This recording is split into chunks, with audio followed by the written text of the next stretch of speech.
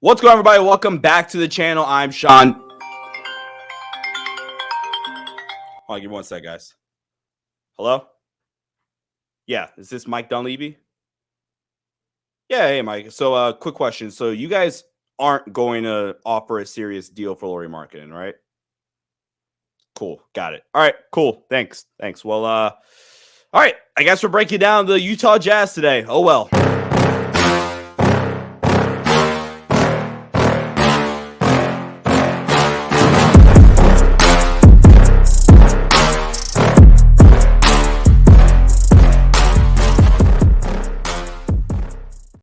What is going on, everybody? Welcome back to the channel. I'm Sean Davis, and welcome in to the reveal of my number 26 ranked team in my NBA preseason power rankings, which is a deep dive into the Utah Jazz. As you guys saw with Danny Ainge's phone conversation with Mike Dunleavy, the Warriors did not make a serious offer for Lauri Markkanen, so the Jazz are going to come in ranked here, 26. I've always had them in this spot just in case they brought Lauri back.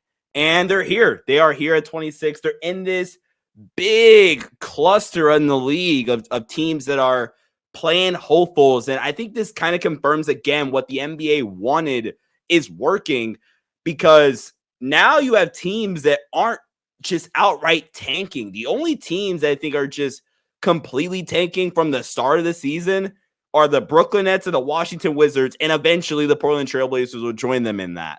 The Utah Jazz, as you guys will see here in just a bit, are a really, really interesting team to talk about. And I have a lot of, pretty strong opinions and feelings about a lot of different things about this team, including Lauri Markkanen's contract situation, some of their draft selections and stuff like that. So I'm really, really excited to dive into this Utah Jazz team. Before we get started, though, a quick note, if you guys don't mind, please hit that like button here on the video. Really, really helps get this out there on the algorithm, get more people, more Utah Jazz fans, more NBA fans to be able to click on that video. Worked long hours tirelessly getting this series prepared for you guys, particularly this episode. Sorry it took so long. I was on vacation in LA for about 10 days or so. Just got back, didn't get it out exactly when I wanted to, so apologies for the delay, but make sure you guys hit the like button, please. Takes 2 seconds. And if you are new to the channel, hit that like button and subscribe as well, along with the like button, if I have to say it a fifth time, if you will. But let's get started by, how we always do, and that's with a recap of this offseason, which was a fairly busy one for the Utah Jazz. And, we got to start with the draft. And I'm a little critical of one pick, and it's only because of, the board. I look at this draft for the Utah Jazz where, top 3 guys on my additions for them were all draft selections. And I say, Danny Ainge, Justin Sanic, you guys freaking killed it. Cody Williams, who I thought for a large portion of the draft cycle was a top 8 player. And I think with Cody Williams, that I'm going to touch on him in just a second when we get to our player grades, I think Cody Williams is a victim of, not lazy analysis, but I think we kind of ignored the fact that Cody Williams for not a large portion, but for a decent part of last season was actually playing injured. And you look at the stretch where even with the orbital fracture or the face injury and stuff like that, right? Like he dealt with the hand injury, the face injury, the ankle's really the one that bothered him the most, I feel, with this impact. But when you watch him essentially pre-ankle injury, he's a really good athlete. He's a bona fide top 10 player in this draft class, I believe. And again, I'll save some of this stuff where we get to the player evaluation, but I think Cody Williams is the guy that really, really is going to appreciate the situation here in Utah. And I think Utah with Will Hardy is going to do their due diligence and give him time. That's another thing I was really, really harping on throughout the draft process was Cody Williams, more than any top 20 pick in this draft class, in my opinion, is the guy that's going to benefit the most from being in the perfect situation. If Cody Williams went to a bad situation in terms of expectations day one, development program, stuff like that, Cody could have been a bust really, really quickly. But I'm fairly confident with Utah, where they're not really anticipating a win anytime soon. They're going to be a little bit more patient with Cody Williams. I feel the same, similarly like with Chicago too, if he went to Chicago. it's a great spot. It's a great fit, I think, here in Utah. They need what he gives them as well. Cody's awesome. And then you get pound for pound the best pick in the draft, in my opinion, at pick 29 with Isaiah Collier. Even if he sucks, it's still one of the 10 best picks in the draft from a value perspective, because again, he adds like a different skill set to that backcourt. And for me, Isaiah Collier was a lottery pick. I had a true lottery grade on Isaiah Collier. I loved his tape throughout the season. And now he gets to come here. He gets to kind of sit, develop a little bit more, because the guard room is kind of loaded right now. They got Keontae George, Colin Sexton, Jordan Clarkson still had a contract, but he gets to a certain extent even learn from some of those guys and then step into the frame here. And Kyle Filipowski, I'm not as in love with this pick, because I look at Johnny Furphy, who I had a first round grade on, and I get it, it's pick 32, so I'm like, I'm really just like, being nag man over here, like, or naggy Nancy or whatever. That's definitely not how the saying goes. But with Kyle Filipowski, he's like their Kelly Olynyk replacement, and I can see some value in that. Their big depth is kind of thin too. As we turn over, and they do address that really quickly before I go to the departures. They do kind of address it by bringing in Drew Eubanks, solid backup big here. Departures, they trade Ochai Agbaji, and quick note, they trade him at the deadline or around the deadline last season. And I get it, right? I feel like the league at this point is getting close to the point where it's like, all right, cool. When do we just like give up as a league? And Will Hardy is where we're going to start off, as you guys can see here, trying to add some more stuff to our graphics slide here. Will Hardy ranks in the B- tier 4 for me, which is head coaches 13th through 19th, so a big cluster of coaches there. In the league, a lot of just really solid head coaches. And I feel like I'm honestly ranking him at his floor, because I truly, truly think Will Hardy in a couple of years, we can look up and say, man, he's a top 10 coach. And I think eventually it's just going to come down to like Utah eventually winning games. And Will Hardy, kind of doing a better job in some areas here. And really quickly as well, we look at their bench. They rank in the C+. They give them a C+ grade for this team's bench, which is 13th through 21st in the league, which is my fifth. No, sorry. For the bench, that's my fourth tier. So tier 4 for the bench, 13th through 21st. A bunch of solid, like just fine NBA benches, in my opinion, with a couple of notable guys. And then, like I said, Will Hardy for the coaching ranking. He's in the 4th tier in the league for me. So both fine groups. But all right, focusing back in on Will Hardy. And Will Hardy, honestly, is one of my favorite coaches in the NBA. So peek behind the curve, you guys don't know, I'm also a varsity, high school varsity basketball assistant. But my job is primarily on the offensive side as the offensive coordinator, in air quotes, if you will.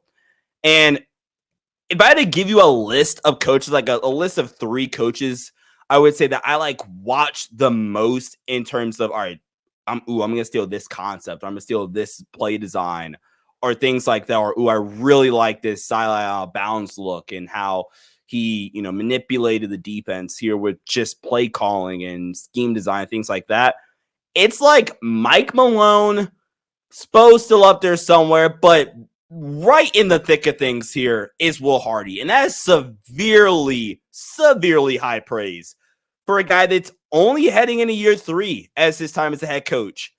But I think it's safe to say that Will Hardy is an offensive genius. I think, and I'm going to also kind of lean into the conversation with Lauri Markkanen here. And I guess I kind of did a poor job, like trying not to spoil my number 26 ranked team, because I posted so much stuff about the Jazz on my Twitter page earlier throughout the week. But one of the things I've talked about is how Will Hardy and Lauri Markkanen is one of the most underrated star head coach combinations, because you have Lauri Markkanen, and I'm not trying to all the way talk about Lauri quite yet, but who is just this incredible off-ball threat.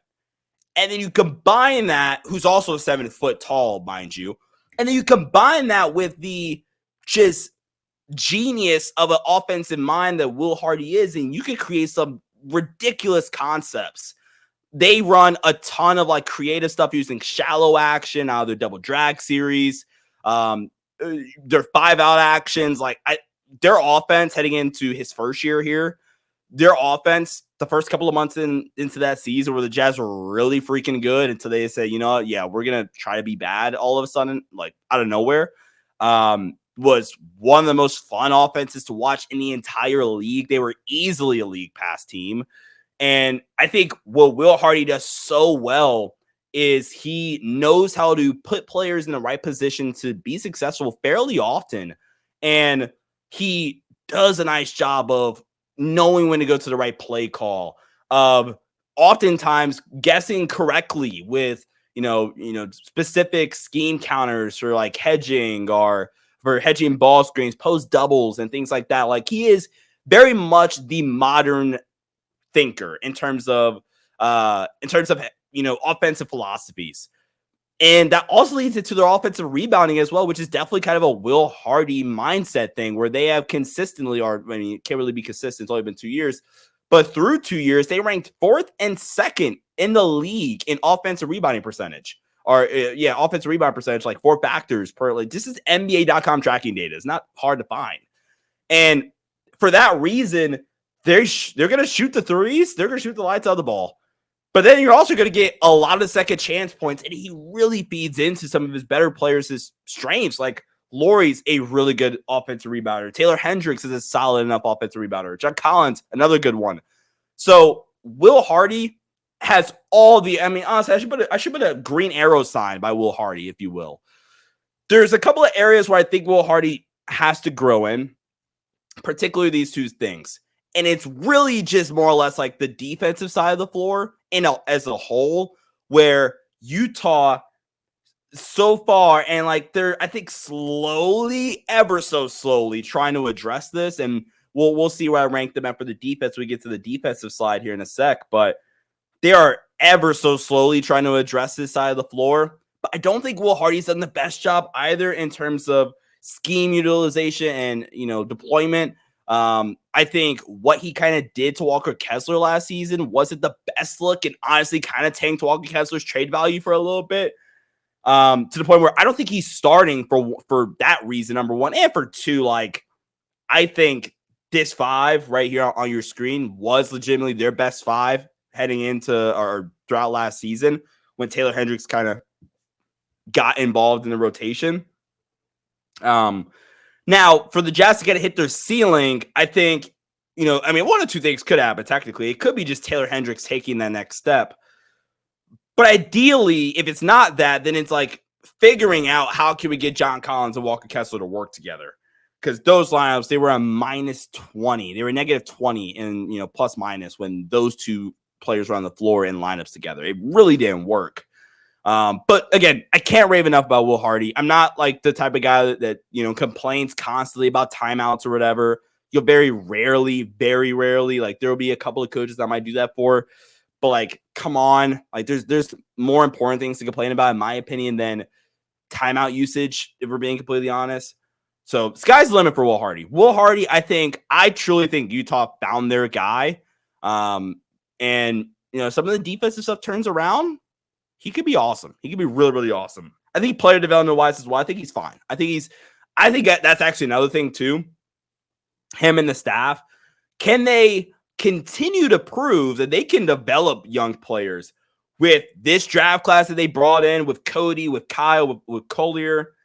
And then can they continue to develop Keontae George? Can they continue to develop Taylor Hendricks? I think you look at what Will Hardy's done with Lauri Markkanen and Colin Sexton, there's reason to believe like, oh no, like this guy knows how to like develop players and utilize them where they're most successful at. And I think the conversation with this roster has to start with the guy they just paid a ridiculous contract to, and not like hating on it, just talking about ridiculous because the freaking dollar amount.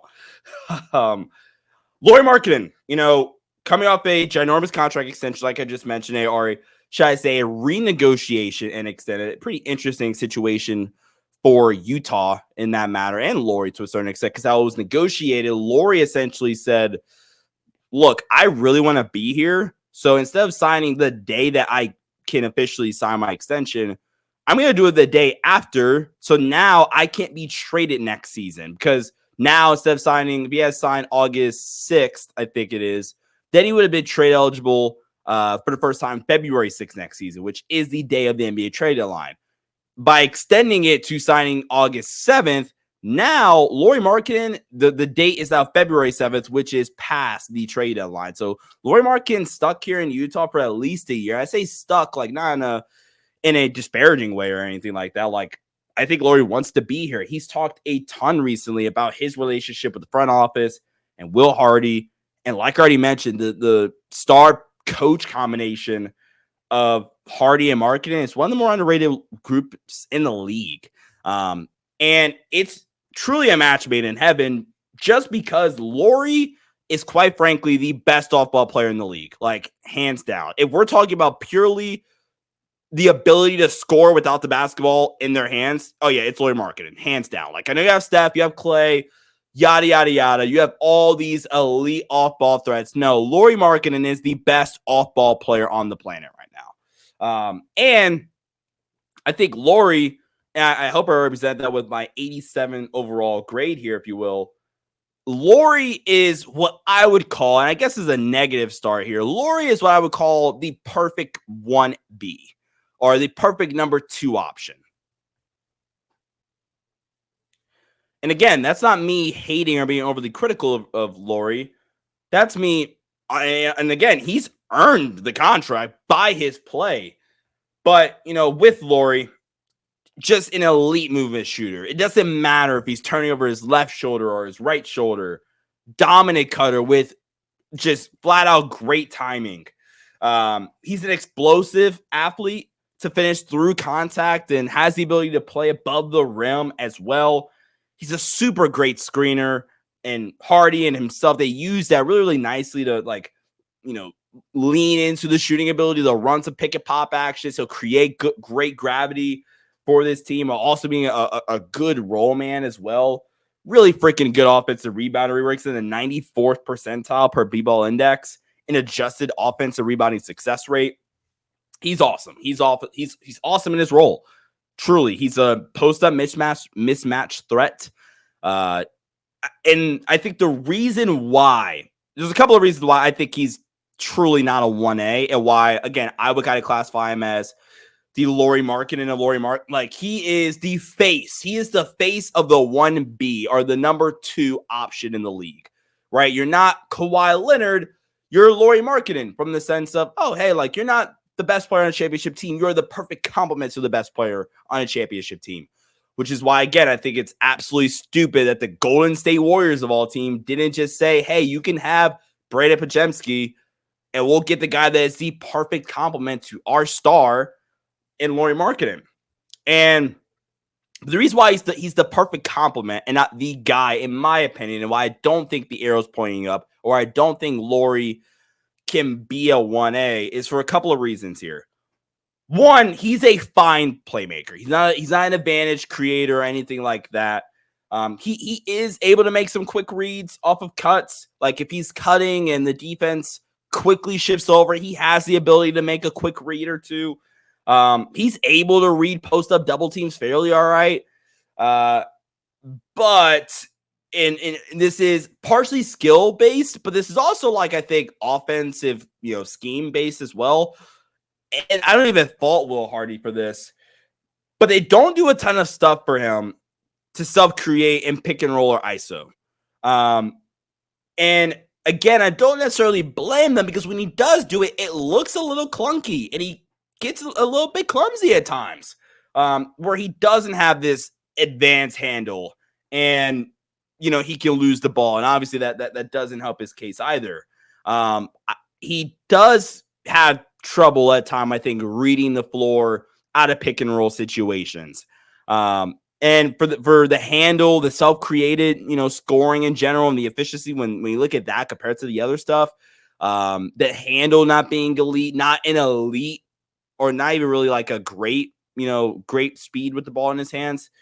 So you kind of combine all those things into like one. And you're like, yeah, like he's a 1B. He is the best off-ball offensive player on the planet. Like I said, great offensive rebounder, elite movement shooter, great cutter, good post-up mismatch threat, can attack an ISO, but if he's drawing the best assignment every night, or like, because if you're doing ISO, like you're going to get the assignment, if you will. Then I'm like, okay, he's just not that. And I think that having that self-creation ability, for me at least, if you're a 1A, you got to be able to legitimately self-create. Ball screens, ISO, something. And that's where I look at Lauri, post-ups even. And Lauri, he can create a post-up, so he's not a high leverage. He's not a high-level post-up creator. He's like an adequate post-up scorer. And for that reason, again, he is the perfect complement to a number one.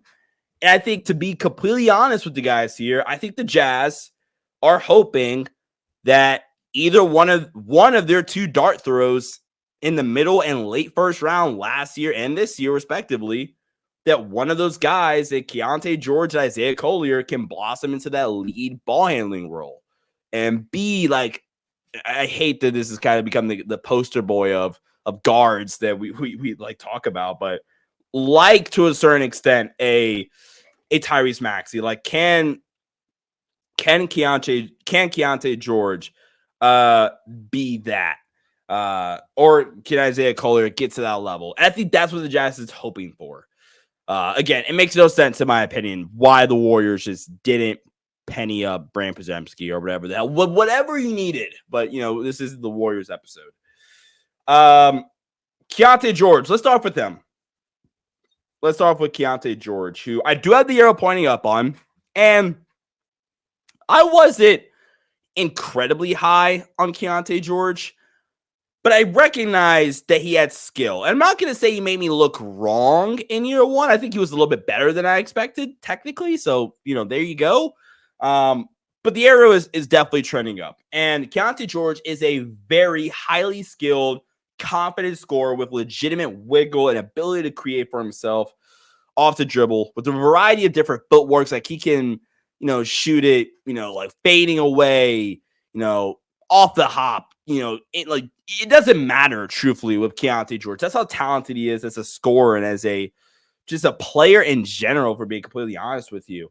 And I think he is a solid enough off-ball scoring threat currently too. And I think that's where you hope year two, along with just efficiency in general, he gets better at. Like the off-ball threat is a little bit more prominent in year two. He does such a great job of getting to the middle of the lane, kind of getting the defender on the hip and getting to his floater, where he's one of the best floaters in the game in terms of efficiency and also usage too. You watch that Minnesota Timberwolves game, and he is putting Jaden McDaniels, who's not only one of the best ball screen navigators in the league, but also one of the best wing defenders and on-ball defenders in general in the entire league. He made life tough for Jaden McDaniels on multiple occasions, and that's what you kind of want to get to.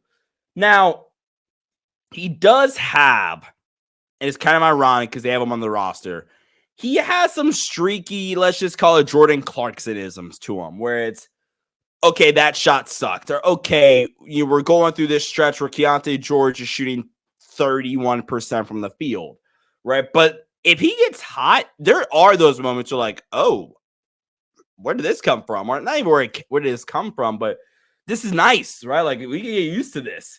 And he absolutely needs to be more efficient of a scorer from the perimeter, from the rim, where at times he just really, really struggles to embrace contact at the rim. It's one of my biggest pet peeves with younger guards nowadays. It's the inability to just, say F it.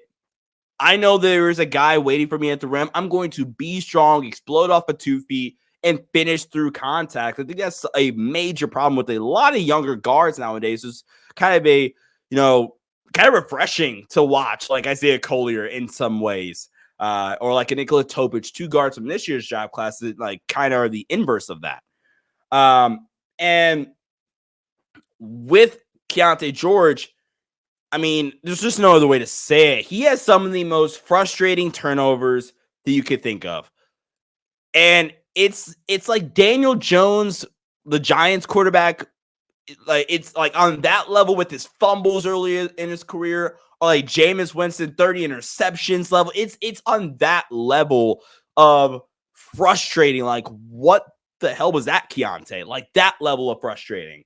Where you can see, and he is a rookie. And I think one thing we have to do realize to a certain extent with rookie guards is it's probably gonna take a little bit longer with the rookie guards. But he's still got some learning to do and growth to take with his playmaking. He doesn't consistently make high-level reads.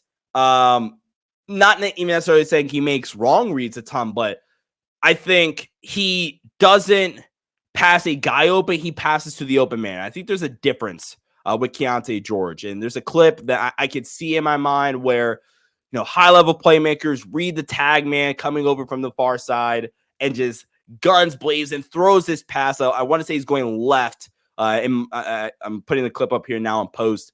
Going left, throws that pass with a bullet into the shooting pocket to that right corner, and it's a three. Instead, he just takes the passes right there.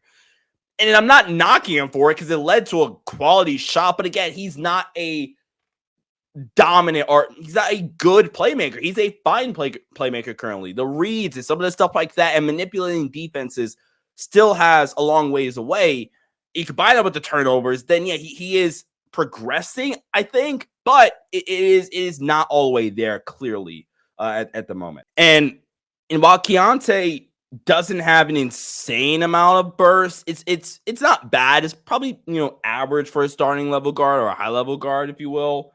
But when you combine that average burst, if you will, which again is like totally fine, with a really nice combination of dribble moves and dribble combinations, he has, I still think, has number one guard potential. I never denied that when he came out, but I did acknowledge that this kind of my pre-draft analysis of him, it might take a while. And year one was really encouraging. Like I said, in some regards, it was a lot better than I thought it was going to be, because I thought he was this overly erratic turnover waiting to happen, shot chucking point guard that's like undersized at Baylor that I guess can go on a heater. Maybe reel it back it a little bit, but that was essentially kind of my thoughts on Keontae George. And the playmaking isn't great, the efficiency isn't great, but I do think he played a lot better than I expected year one. And I think there's no reason why he can't continue to progress. And with like the player development stuff and Will Hardy and how Will Hardy, I think, does utilize Keontae George. And one final piece here on Keontae offensively, I think he has a pretty decent floor where I think if he's, kind of around this level throughout his career, he's at the very least something like Jordan Clarkson, which is going to be a 10-year vet in the NBA, 10-year plus vet in the NBA. So I think Keontae is in a solid spot. I think all the stuff I've talked about, criticizing him for, I think are all stuff he can definitely work on and improve. And I think the arrow is trending up for a guy like Keontae George. And then you go to Colin Sexton, who, on the other hand, has really kind of found this nice pocket in his career where his career really started off in this like kind of rough place. He's dealt with injuries and poor situations and things like that. And he had a career year last season where the shooting is legitimate now with back-to-back seasons of above 38% from three. And unlike Keontae George, who does rely a little bit more on dribble moves and combinations and a little bit less athleticism, Colin Sexton has legit burst with the ball in his hands. He's a really good finisher around the rim, super crafty, much like Keontae George, something they both have in common, and has different finishes he can get to. Good touch with the floater and ability to operate in the mid-range game. He's a good playmaker, but the problem is, in my opinion, at least with this current Utah team, is that Colin Sexton is probably the best playmaker on this team. I like the connection he has with Laurie and Walker. I mean, really, Laurie, Walker, and John Collins. I really like the connections they've built. And honestly, as a playmaker, that's where he took the biggest step last season. And he's, along with Laurie, I think are the best two examples of the Will Hardy can develop project, where it's like, oh, okay, they were fine and there were other places, I guess. But now, like, Laurie's a $200+ million dude, and Colin Sexton is going to make bank when he gets his next contract. not $200 million, but it is what it is. And with Colin Sexton, can make multiple different reads, does a fairly decent job at limiting turnovers. He's not turnover prone or anything like that. There is the occasional bad read or things like that. Like, again, he's like a B-ish playmaker. Like, he's whatever you think Austin Reeves is as a playmaker. Colin Sexton is like a decent step up from Austin Reeves, probably. And that's completely fine. That's completely fine with Colin Sexton. I like Colin Sexton a lot. He's a really, really, really good player, I think, at this current stage of his career, which you like. And then the conversation now goes to Taylor Hendricks, who was a big my guy in the 2023 NBA draft process, who I do think is going to be this team's 4th/5th starter this season. Being top 10 pick last season, being 9th overall pick for Utah. And while I think we knew the offense would be a work in progress earlier on in his career, he's still a really, really comfortable and fluid shooting threat, for the Utah Jazz. I think that's why he's going to be a really nice fit for Utah. Like, you look at my projected starting 5, you have 5 real shooting threats, I think, on the floor, which I think Will Hardy will value to a certain extent here in Utah. Pretty rock solid shooting mechanics. I love that Utah, towards the end of the season, tried to incorporate him more in some of their off-screen shooting actions, which was fun to see. And again, the mechanics are fairly fluid with some of the off-screen stuff, which is really important, especially for a young player. Has some work to do as a cutter, in my opinion. And I don't know if I talked about this really with anybody yet, but his cutting, in my opinion, while it's nothing to be overly concerned about, it does kind of hinder his offensive upside currently, where he's not this, self-created scorer or, anything along those lines. But he just oftentimes, or not all the times, but there are, there's a handful for sure. You could go watch Taylor Hendricks film and like clip out his cuts or something like that. Just shout synergy. You could literally go watch all his cuts, and you can see that he just doesn't know, quite frankly, sometimes when to cut and just quite simply not be in the way. Like, cutting is fun, and I think actually cutting is one of the more fake basketball knowledge things that gets talked about a lot, where like you hear it all the time, or like fake sound smart comments. Because when you hear somebody talk about a player, it's like, oh man, I want to get better. I want them to be more active cutters and work on their off ball shooting and the cutting and stuff like that. But like, you don't want to cut just to cut. And I think Taylor Hendricks at times cuts just to cut, to be quite honest with you. And I think he just needs to tighten that up, quite frankly. There are even the plays that work, or even, there'll be times even where he should cut and then he does it, and then or second guesses himself, and then ultimately does go and it's too late and it leads to a block or something silly along those lines. And it was really, really weird watching that on tape last season for Utah. And he can be a bit clunky as a finisher at times as well. Again, not overly concerned about that due to his athletic profile. That's not something I've ever really been concerned about with Taylor Hendricks. And just the decision-making offensively in general. Like, I think it's something to keep an eye out on. Now, going back to some of the positives, I think he has some decent connected playmaking ability, where you'll see scenarios where Utah uses them as like a pick and roll, big as the screener, and let him go short roll, or even pick a pop and hit like a slot cut on the opposite side after, popping out to the perimeter. Most teams call it angle 45 pop, or angle pop 45. So angle ball screen, which is the screener pops out to the perimeter, go toward the left side of the opposite side of the floor, 45 cut, slot cut, whatever. And I think there were times last season where like, oh, okay, we can kind of like eat into this, sink our teeth into this a little bit more. And partially to that reason, I want Utah and Will Hardy to, and I know they have a lot of guys to utilize with their screening, and Taylor Hendricks is a really reliable spot-up guy, but I would really, really like to see Will Hardy tap into, Taylor Hendricks's, screening ability a little bit more. I would like to see him use that. Go pick a pop game go short roll game with them. I think he can play out of both of those scenarios for them. And I think the hope, because there's film on Taylor Hendricks where he is more than willing to like go pump fake, attack a closeout, like go rip and try to drive baseline or get to the middle of the floor. And I think the guy he kind of reminds me of in a way, in a very, very small way, and maybe it's because he's fresh in my mind just watching it, but like, can he be something like a Patrick Williams offensively, but provide his insanely high upside defensively? And you got a really good player. You got a really, really good player, I think, at Taylor Hendricks. The sky's the limit.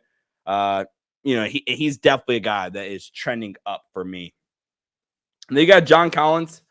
And it really took a while for John Collins to get going, as you know, it was very obvious earlier, painfully obvious earlier in the season. The lineup changes, bad performances. It was rough. It was rough for John Collins, but I think you saw that John Collins wants to kind of repair his name and his image around the league, because January or so on, John Collins was awesome, like legitimately awesome for this Utah Jazz team. He's not the insane, like 95th percentile athlete, but damn, he's what, the like 85th percentile athlete in the league. I mean, I'm probably selling himself short right there. It's, as a vertical threat, as a vertical lob catching guy, he is still insane. And it's not Trae Young throwing them anymore, but they have a couple of guys that can throw that ball out there to him. He took a massive step back in the right direction last season with his shooting, where in 2023, he was damn near just atrocious as a shooter in his last season in Atlanta. And he was a real consistent threat on pick and pop opportunities and spot up opportunities, and they sparingly used them as an off-screen threat. So now we're talking Will Hardy utilizing John Collins in super, super fun ways. And he looked like a really nice fit in Will Hardy's offense due to his natural screening ability, his ability to not only stretch the floor, but, stretch the floor with his shooting, so I guess horizontally, if you will, but also stretch the floor vertically. And that's a really, really fun player. And that's where you can get into some really, really fun concepts. And dare I say, John Collins could have the arrow pointing back up on him. We're going to be conservative, if you will, here and not do that. But John Collins is fun. And then again, he also is a great fit due to his natural ability as an offensive rebounder, where, like I said at the top, the Jazz really prioritize that, being top 5 in offensive rebounding percentage in both years while Hardy's been here. So it's fun. It's fun. I thoroughly enjoy going back and rewatching John Collins' tape. I think John Collins is the guy on this team that probably had the biggest benefit of me really sitting down and rewatching their tape and doing my player grades on them, because I'm not going to say I thought he was a bad player or anything along those lines, but I was like, okay, he's fine or whatever. But like I said, the arrow might be pointing back up on John Collins after the way last season looked. You look at the resurgence Colin Sexton had in year 2 after a really strong year 1 as well. Again, I really, really like the fit here. I really, really like the fit here with John Collins, and I think he should start. I feel really strongly about that he should absolutely start. And then we got to go to a guy that I was really high on last year's draft cycle at the start, and then the longer it went on, I kind of waned on him a little bit, ended up in the 20s for me. And, that's where I'm going for Utah last season. And that's Bryce Zintabog.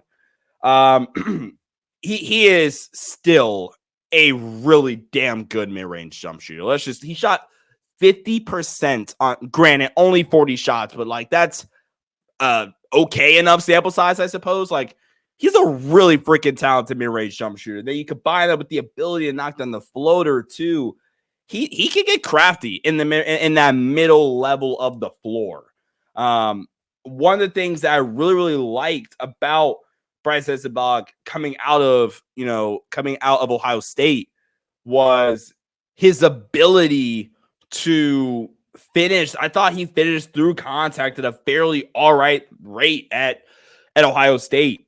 And I think at times last season, it was fairly often, he really, really struggled with that ability to just finish through contact at the rim through taller players. Again, a younger guard, once again, not be able to finish through contact. That sounds fairly familiar.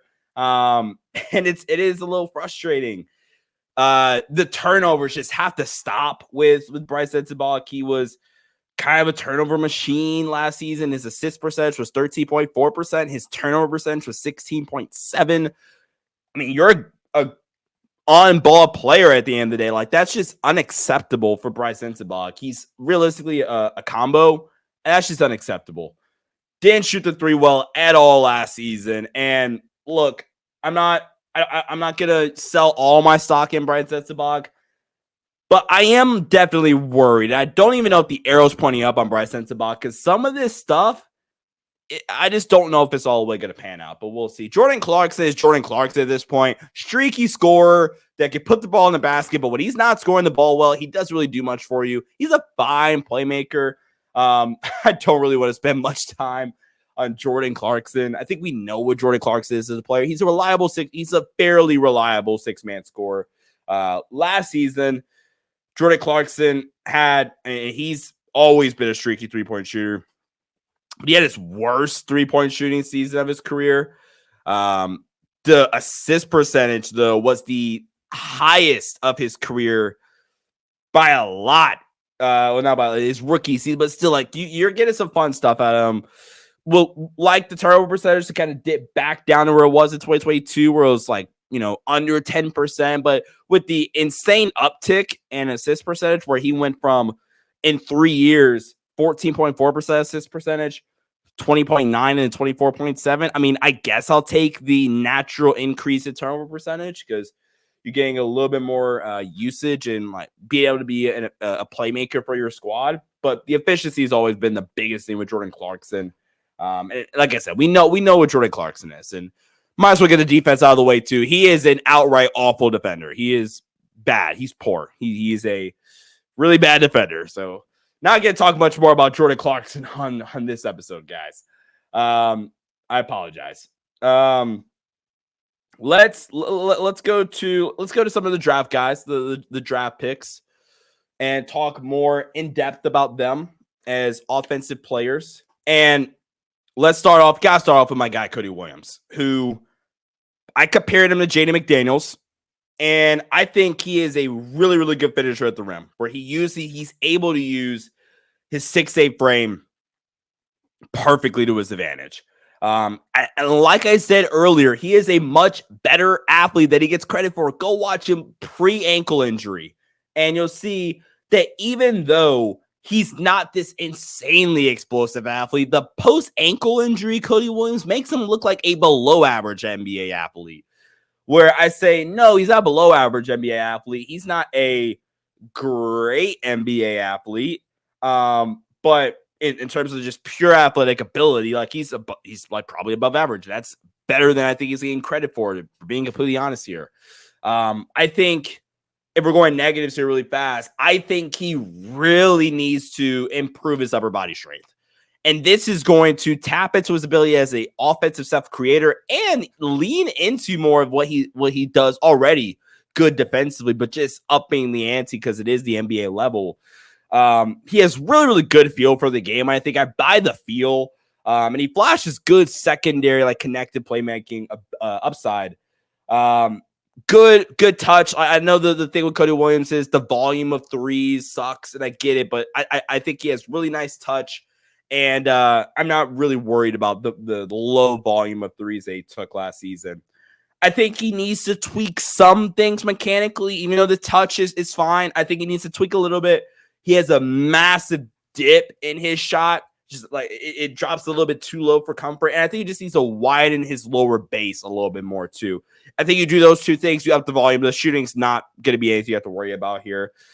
And when you talk about the self-creation, which is something you have to evaluate with every player, obviously. With Cody, it's the handle. The handle is easily the biggest factor, I think, for his offensive game. Because if the handle comes around, Oh, okay. Because I think you see, I hate that dude. You see some Jalen Williams and Jalen Williams. You see some comparisons to that where it's like, oh, he can really get crafty, get to the mid range and knock down shots. He could get to the rim and use his athleticism and just use, like, again, his craftiness.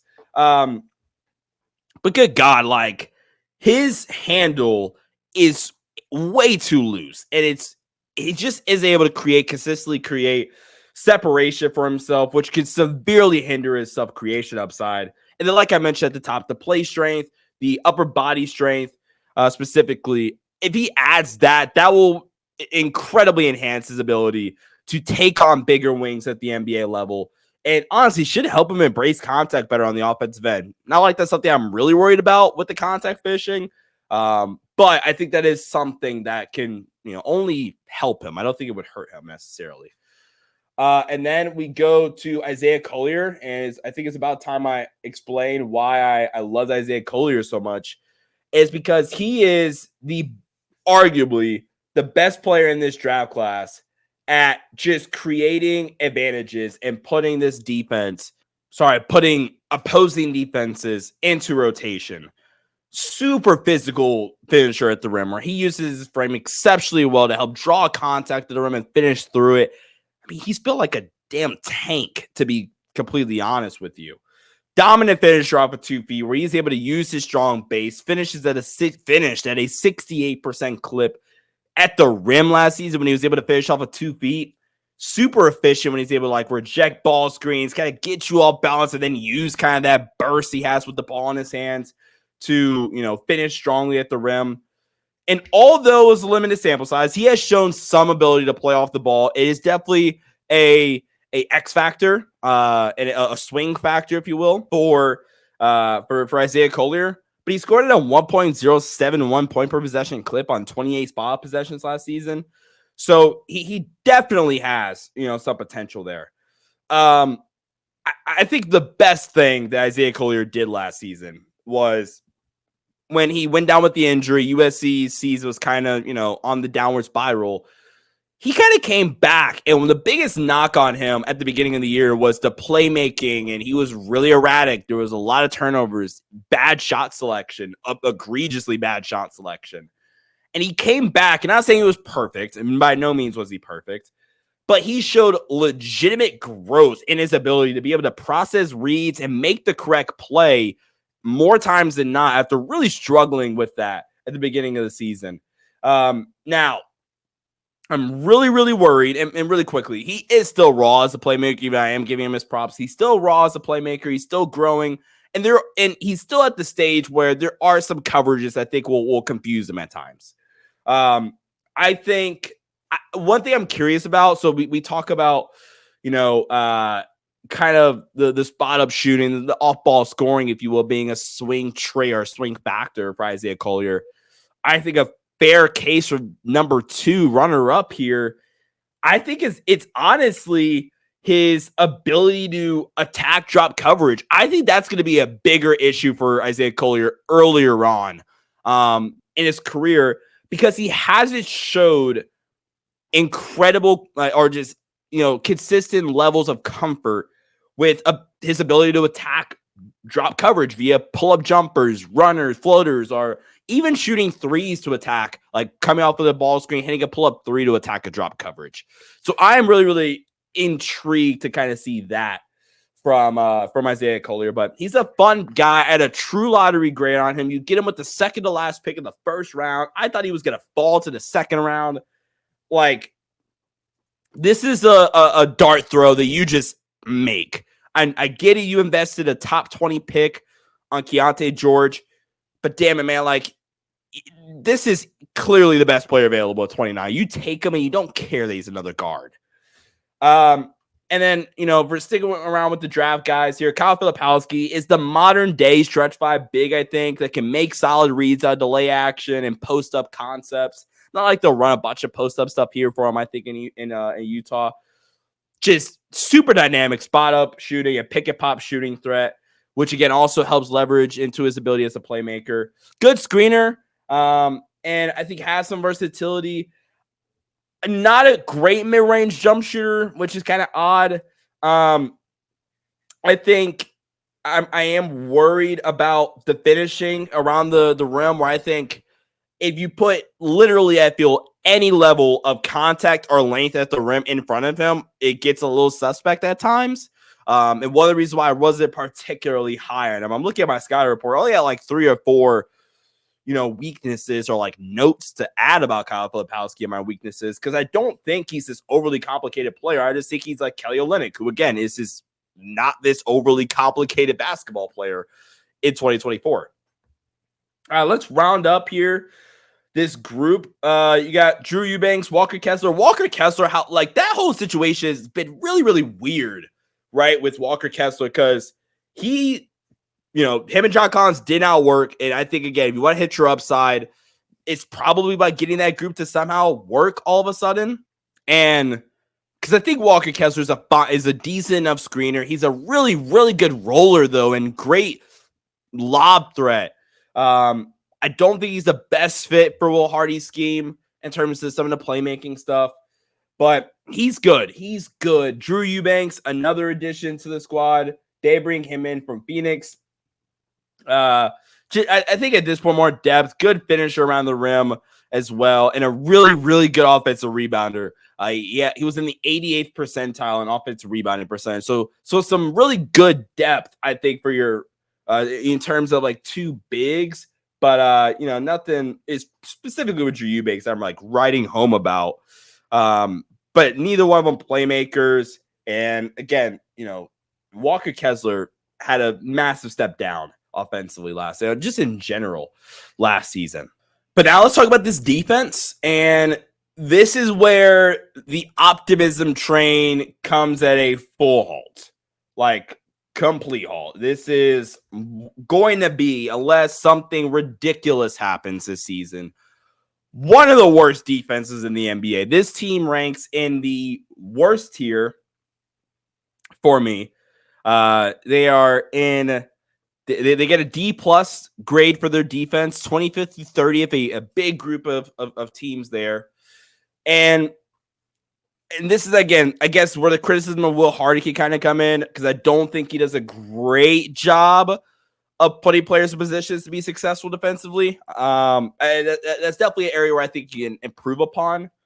And your best defensive player is a year 2 guy that's not even a guaranteed starter, in my opinion, at least. And your second best defensive guy is a guy that Will Hardy kind of misused last season defensively, where year 1 he used him as a drop anchor big. Last season he used Walker Kessler as a mobile big. So can we please get back to using Walker Kessler in its appropriate way? Where Walker Kessler, I guess we'll just start with him, because that's where the optimism is. Walker Kessler, dynamic shot blocking threat, can play drop coverage really, really, really well. He's a good player. He is a legitimately good player. Has good timing. That's actually one thing I'm going to give him. John Collins, who I might be selling short here defensively. Laurie, even to a certain extent, and especially Taylor Hendricks. They all have this innate ability to be able to scramble from the weak side and just like block dunks with impeccable timing. It's actually incredible. And shout out to Walker Kessler. He's fun. He's maybe become overrated defensively. And for this defense to kind of, make me look like an idiot for this 25th through 30th ranking, they're going to have to take some dramatic steps up. And it's going to start with Walker Kessler. Like, can Walker Kessler get back to rookie season level production? And can we get back to utilizing him the right way? Let's go to Taylor Hendricks, because that is where the optimism is outside of Walker Kessler. And defensively, I mean, where do we start? He uses his length really freaking nicely.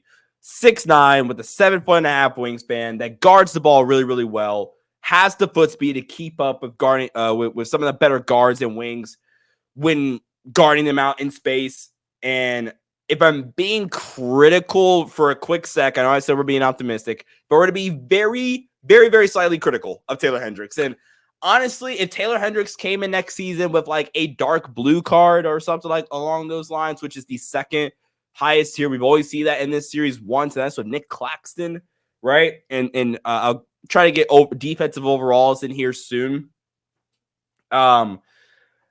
If I'm being critical of Taylor Hendricks, very quickly, I'm being critical of him in the sense of I want him to be a little bit more consistent defensively, particularly when guarding the ball. And what I mean by that is I think he can sometimes open up a little bit too wide in his defensive stance when guarding ball screens, guarding in isolation, closing out, and he'll like kind of just overrun the closeout a little bit too much. It just puts him in less advantageous position to be successful in. And, that's where he gives up buckets. He could get in, he could commit a couple of fouls or a foul or two. And, he cleans that up. And there's times where it's like perfect. It's on point. And then he shows all the chops to become one of the better on-ball wing stoppers in the league. Like, he guarded Luka fairly well at times. He guarded Shai Gilgeous-Alexander pretty well in few self-created examples as well. So I think I said the sky's the limit earlier. I really am talking about the defensive side. Like, Taylor Hendricks, and maybe I'm just pushing it. Utah fans, let me know what you guys think. I think that Taylor Hendricks can be like one of the 5 best defenders, perimeter, like just wing defenders on the planet. Because I think it's always going to be the bigs that dominate defense, like AD, Rudy, Wemby, Bam, etc. Right? But in terms of the wing and guard defenders, like the more perimeter-based defenders, Taylor Hendricks has the potential to be a top 5, perimeter-based defender on the planet. And what's so crazy about that is I didn't even talk about what I think he's best at currently. And it's the fact that he is right now, even I think, probably elite in terms of off ball roaming defensively. If he's not elite, man, he's damn good, because good grief, man. Maybe elite is a bit harsh. Well, he is really freaking good. Maybe I took it a step too far. Utah, and talk about deploying players in the correct roles. I think Utah does a nice job of utilizing him in the corners defensively, and it works for their advantage. I think either way, because by utilizing him in the corners, he is able to use his ridiculous timing, and I think off-ball feel. Ironically, defensively is great. Offensively is kind of suspect, but his great off-ball IQ and awareness, where he knows, okay, where to help, where to be in the gaps, et cetera, et cetera. And, Utah deploys him in like a free safety role. We're like, we'll put you on X player in the corner, in the left corner.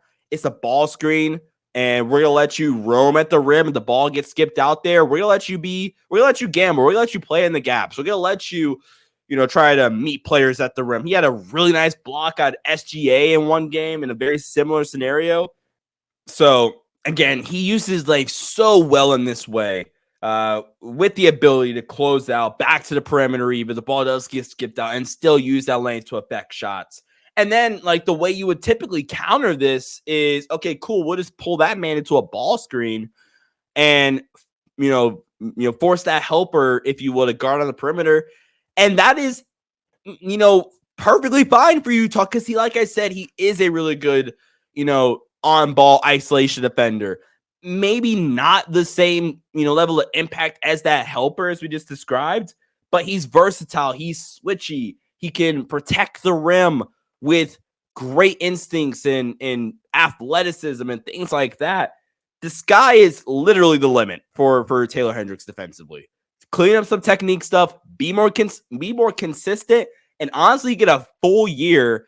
And if we're having a conversation about Taylor Hendricks being a top 5 or so, defender next season, do not be surprised.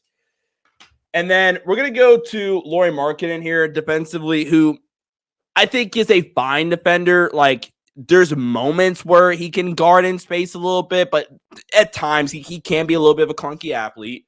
I think similarly to a Taylor Hendricks, actually, and maybe this where skill set duplication can actually hurt this team defensively.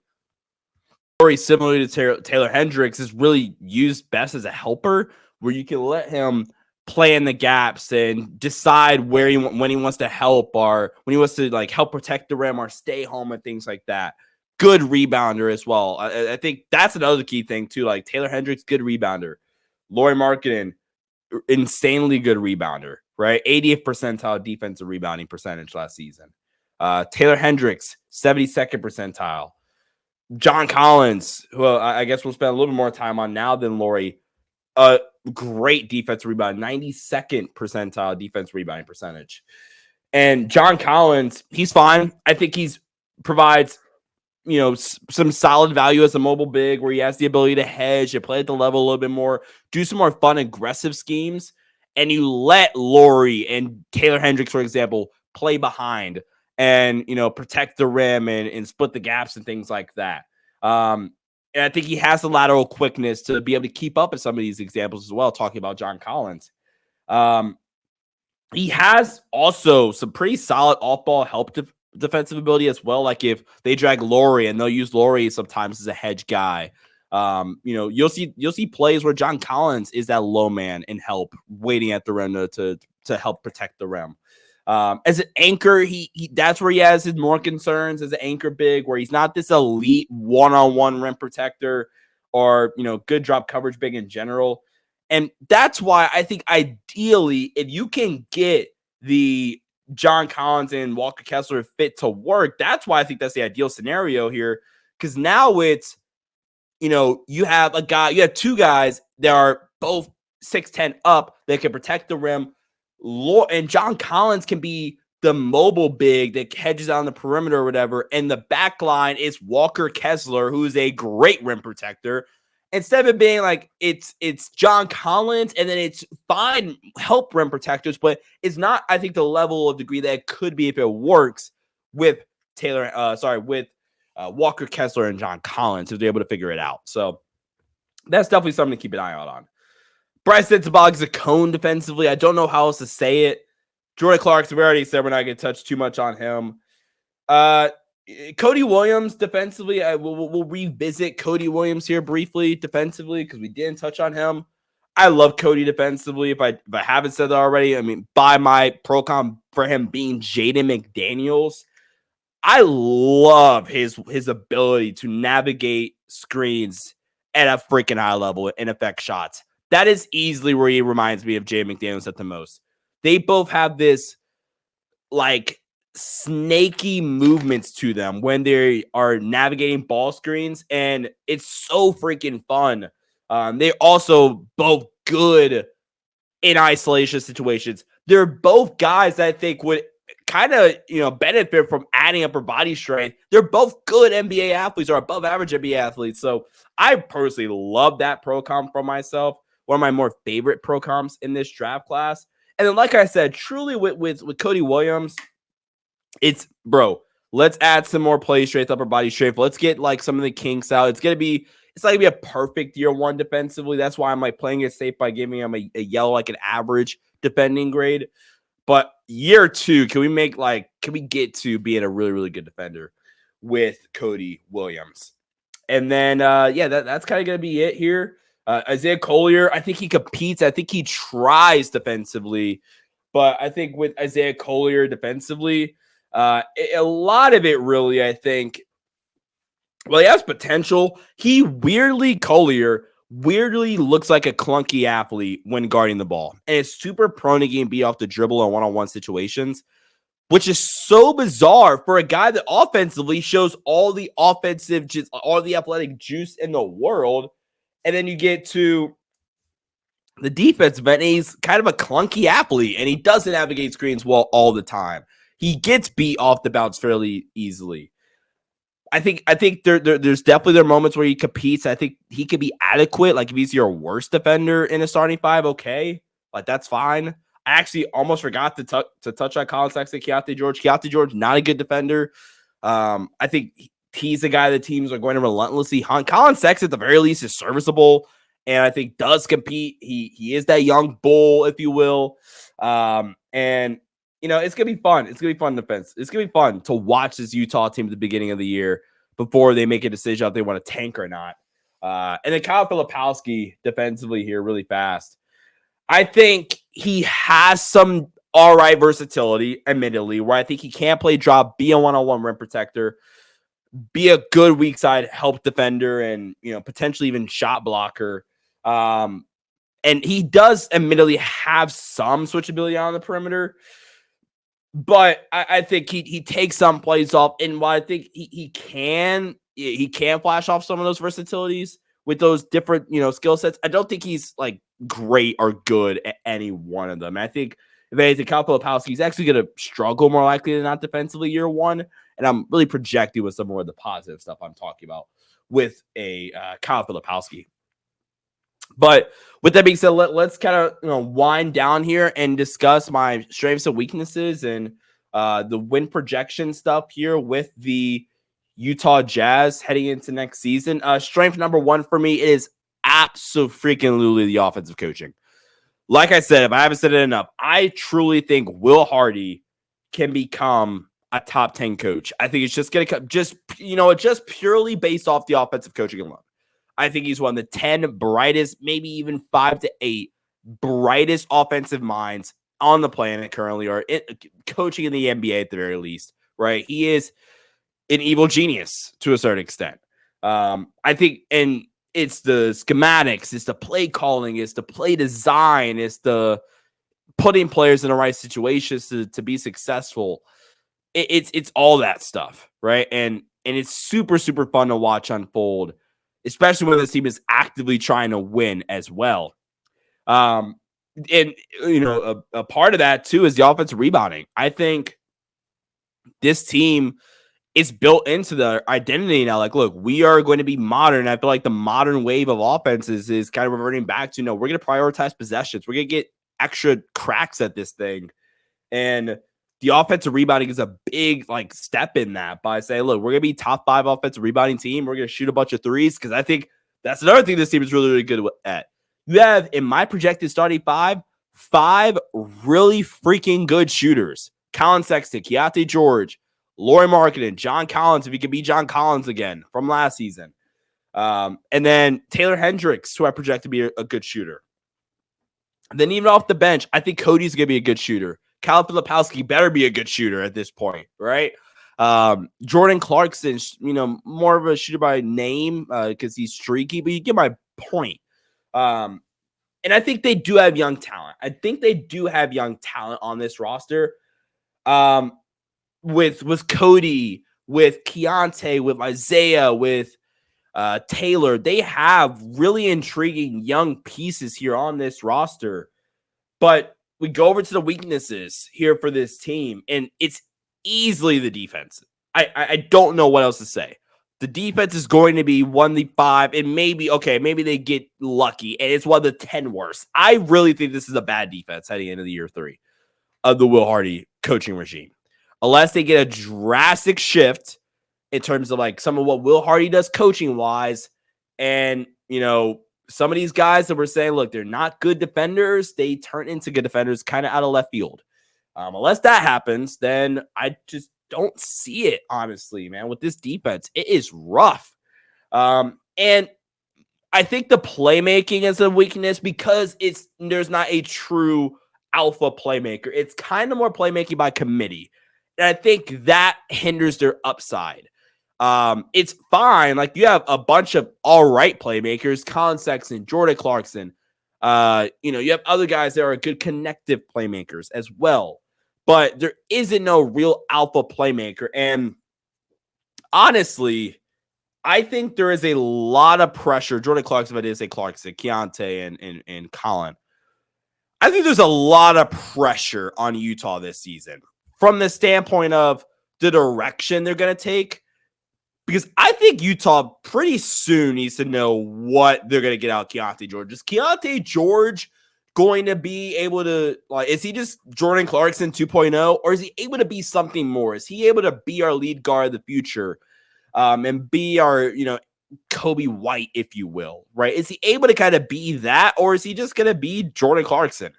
Because I think that's not really represented here, but I think with Utah, I'm a little worried about the direction going forward Because if it's not Keontae, I don't think you're going to file Isaiah as year 1. Okay, so what are we doing here then? Because then you're going to be going into year 2 of, Lauri's contract, where I think we definitively know. I mean, we don't all the way know, I guess, but I feel pretty damn strong that, Lauri Markkanen is not a 1A.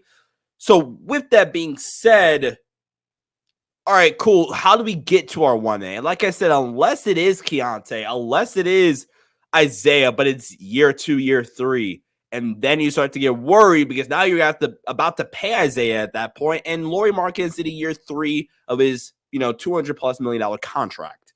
So it's not on here, but I am a little skeptical at the very least about the direction for this Utah Jazz team because Lauri is at a 1A, and that's completely fine. Lauri is a perfect complement to a superstar. And again, can Keontae somehow get there? Can Isaiah get there? And hopefully before it's too late. And for that reason, number 1 scoring threat, I think is a real gripe of mine. Again, Lauri is not, and this ties this so perfectly, Sean. You are just doing a great job. Lauri isn't a 1A. If I have to say it a 50th time, he's not a 1A scoring option. And really what I mean by number 1 scoring threat, it's you could be a 1B and be a good self-created scorer. Lauri is a good self-created scorer. So I look at this team and I say, cool, we need to get a self-created basket with the game on the line. Am I going to look at you with a straight face and say Colin Sexton or Keontae George or the always inconsistent Jordan Clarkson? The options here aren't sexy.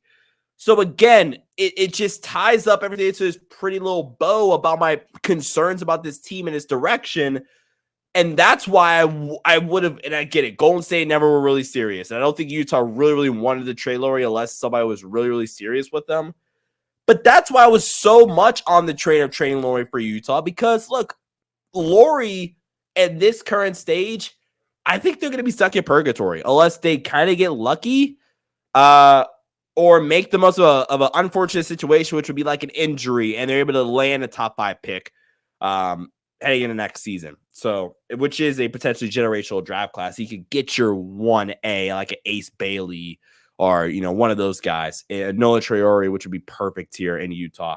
So, I don't love the big depth either. I know I have John Collins. This is a 5 for them as their 5 in the starting 5. So, like, it's fine. But, like, in terms of true bigs, it's really Walker Kessler, Drew Eubanks.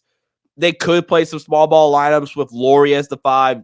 The UCF did a lot with Taylor Hendricks. So there's other avenues, but in terms of legitimate big depth, I don't love it. But let's go to their win projections. Their over-under is set at 27.5. Some of these I will actually bet with you guys on. Or, I would say don't bet 27.5 wins for Utah and a loaded West. I could see a world where they stumble out of the gate and just say, we're going to mail it in. And they just don't try. So I would no bet that. The bet that I would, with a small fiber might being considered, would be them making the playoffs. Very small fiber. I would do the make it. I'm not going to lie. I would do the making the playoffs bet before over 27.5. Because if the Jazz win 30+ games, I know you only need 28 wins to crack it. But the Jazz win 30+ games, I think they would be pushing long enough to be in a play. And I think if they're winning 30+ games, that means their young guys are panning out for them. I wouldn't bet any of these, but that's the one that 1% of me is like, all right, man, put $1 on that. Oh, well, you know what I'm saying? And then win a championship is plus 100,000. They're not competing for a championship, for crying out loud. But thank you guys so much for tuning in with me for this episode. This was a fun one. This is my longest deep dive solo. This was a fun Utah Jazz team to break down. Number 25 ranked team will come out this weekend /Monday. So keep you guys posted on that. Also got a bunch of amazing content on the way, including my Rewind film breakdown series. We're going to be diving into Derrick Rose from his MVP season this week. So make sure you guys hit the like button and subscribe to the channel. Turn on post notifications. We're trying to hit 10,000 subscribers by the time the NBA season starts. Thank you guys so much for watching. Till next, everybody. See ya. Stay safe and peace out.